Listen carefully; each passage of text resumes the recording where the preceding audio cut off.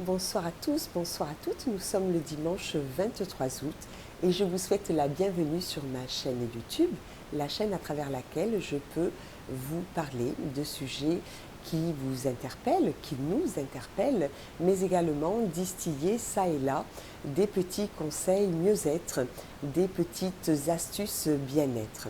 Chaque dimanche, j'ai pris l'habitude de tirer les oracles. J'essaie de diversifier un petit peu les jeux. Mais ce que je souhaitais vous rappeler, c'est que ces jeux sont en règle générale pour pouvoir me permettre de parler de sujets qui nous concernent et qui vous permettent de poser une réflexion. Je canalise en fait et ces cartes ne sont bien sûr qu'un outil. Le premier jeu, c'est le nouvel oracle du Petit Lenormand de Chris Semet, qui a en effet créé une nouvelle version moderne et accessible du traditionnel jeu divinatoire de Mademoiselle Lenormand. Lorsque je tire les oracles, je bats les cartes et je demande bien sûr aux anges, aux archanges, aux maîtres ascensionnés de me faire passer en règle générale 3 cartes, mais s'il en tombe 2, c'est 2, et là, il en est tombé 4. Je vous les donne et après je vous explique. La première carte, c'est le serpent avec le chiffre 7. Le serpent a souvent mauvaise réputation parce que il peut être synonyme de médisance, il peut être synonyme de malveillance aussi, et ça dépend bien sûr des cartes qui l'entourent, mais pas seulement. Dans ce jeu, il est question de sensualité, de sexualité et tout simplement de notre magnétisme et également de la transformation. La deuxième carte, l'arbre, le chiffre 5, nous parle bien sûr d'enracinement, d'ancrage à la vie, mais également de la perception de notre corps physique. Vous savez, dans le cas d'une maladie, avant que notre corps physique soit atteint, c'est souvent les autres couches autour de nous, c'est-à-dire que l'on a plusieurs corps, le corps éthérique, le corps pranique, et ces corps-là, lorsqu'ils sont touchés, arrivent en fait à pénétrer notre corps physique. Cela veut dire que si l'on veut comprendre l'origine, par exemple, d'un mal, l'origine d'une maladie, c'est important qu'il y ait non seulement guérison bien sûr, mais qu'il y ait transformation. Et je vais y venir plus profondément, mais c'est exactement ce que représentent en fait ces deux premières cartes, c'est-à-dire que le serpent fait appel à nos souffrances du passé, à tout ce qui a été là pour nous blesser, nous faire passer des épreuves, tout ce que l'on a pu ressentir et qui nous a demandé vraiment de faire appel à toutes nos capacités de compréhension, notre capacité aussi à vivre avec des blessures.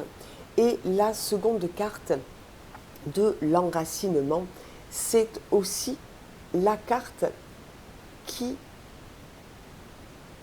nous permet de voir que lorsque l'on prend conscience de notre corps physique, lorsqu'on est bien dans ses baskets, lorsqu'on accepte son corps, lorsque l'on aime son corps, on en prend soin.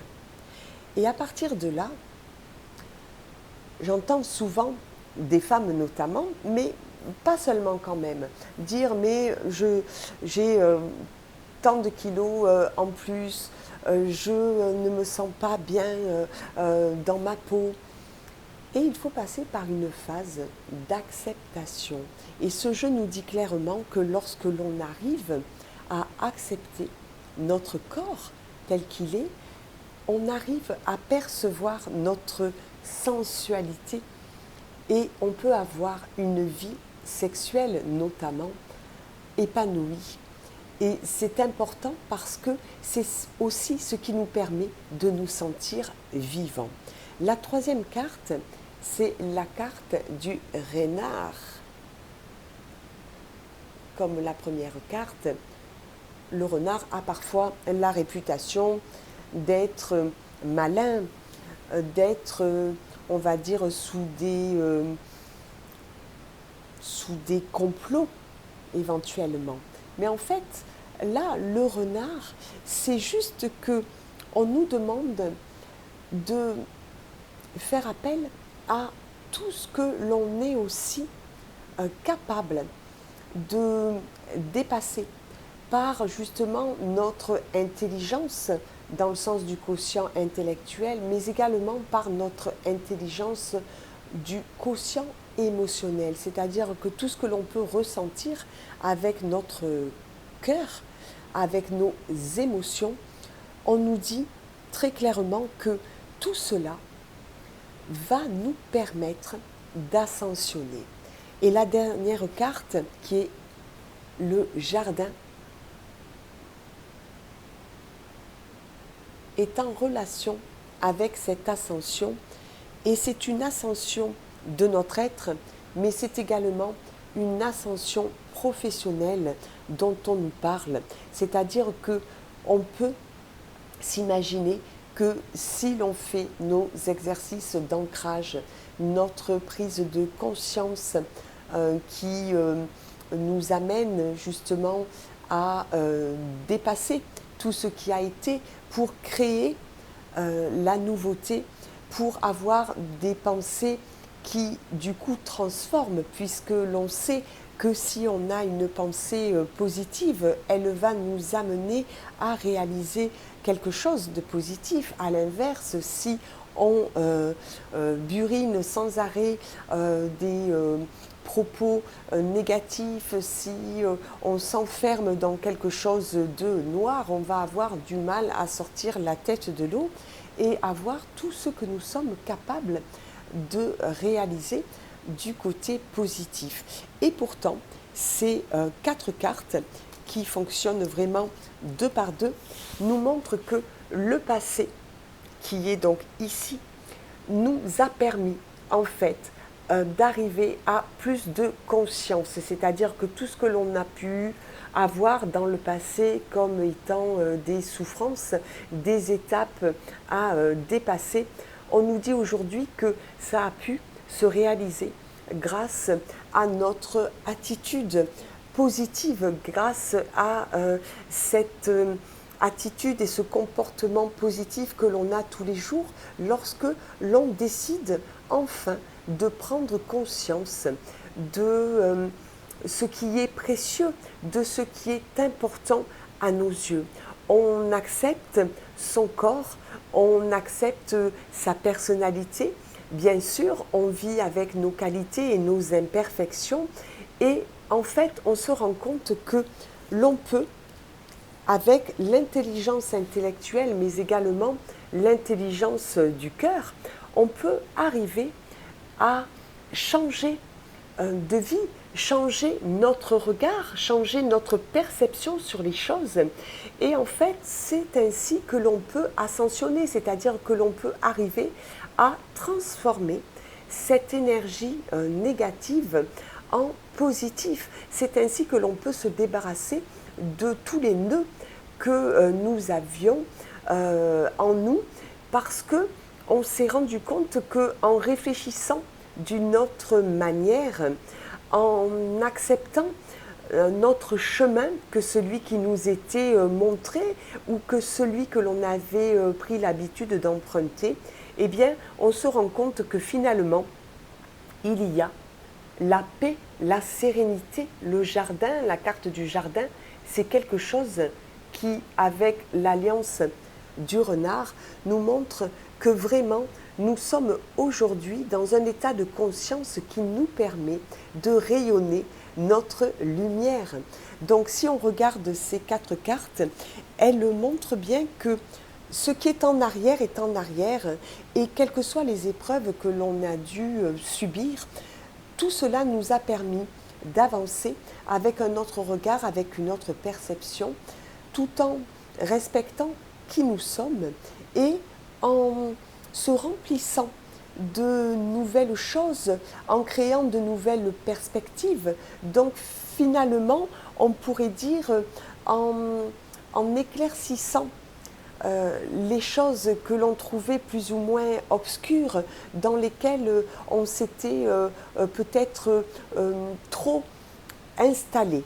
Voilà, il y a eu ce renouveau par l'ancrage, la prise de conscience, l'élévation de notre être, l'intelligence dans le sens non pas de ce qui est malin, mais de ce qui fait prendre tout ce que l'on est en considération, c'est-à-dire ce quotient intellectuel et également ce quotient émotionnel qui fait partie de nous, c'est-à-dire nos sentiments. On a su les regarder en face, on a su faire le tri, on a su accepter, voire même être dans la résilience. Et à l'heure d'aujourd'hui, sonne finalement la récompense, c'est-à-dire que nous avons réussi à passer des étapes et le chemin est bien sûr plus lumineux avec la connaissance que nous avons de notre passé. Le second jeu, c'est l'oracle du cœur de vie, avec les 77 cartes vibratoires qui sont très très bien illustrées et qui intègrent la dimension de la géométrie sacrée et qui sont de Frédéric Pétorin Brossé. L'oracle du cœur de vie, se connecter à sa guidance subtile. Et là, deux cartes sont tombées. La première carte, sache apprécier le soutien du collectif dans l'épreuve. Parfois, on a du mal à discerner, à reconnaître nos amis de, je mets vraiment les guillemets, nos ennemis, c'est-à-dire que on a des difficultés à reconnaître la parole juste que l'on va entendre de la part d'un tiers qui a simplement la volonté de nous aider parce que lui a peut-être justement un coup d'avance et est passé par des épreuves telles que nous. Et là, on nous rappelle que c'est nécessaire, on n'est pas tout seul. Déjà, nous sommes incarnés sur cette terre, mais nous sommes, tout est énergie. Donc nous sommes imbriqués les uns aux autres, nous sommes en constance interaction avec toute chose, minérale, végétale, animale, toute chose terrestre, mais également divine, c'est-à-dire que cet invisible qui nous entoure, nous sommes également dans cette protection, dans ce souffle de l'intuition. Et si on se met dans son ancrage, dans l'écoute de son cœur, on cesse donc d'entendre le brouhaha et là on peut faire la différence entre le bruit que l'on entend, presque le tapage, et qui peut donc faire mal aux oreilles, et ce son qui est un son presque mélodieux, c'est-à-dire que nous pouvons faire confiance à notre troisième œil, à notre intuition, à ce qui nous est soufflé, canalisé. Et c'est ce que je rends là, par exemple, et c'est ce qui vous permet d'emprunter ce chemin et pas cet autre. C'est ce qui vous permet, cette petite voix, cette intuition, c'est ce qui vous permet d'aller directement vers les personnes avec lesquelles vous allez vous sentir bien.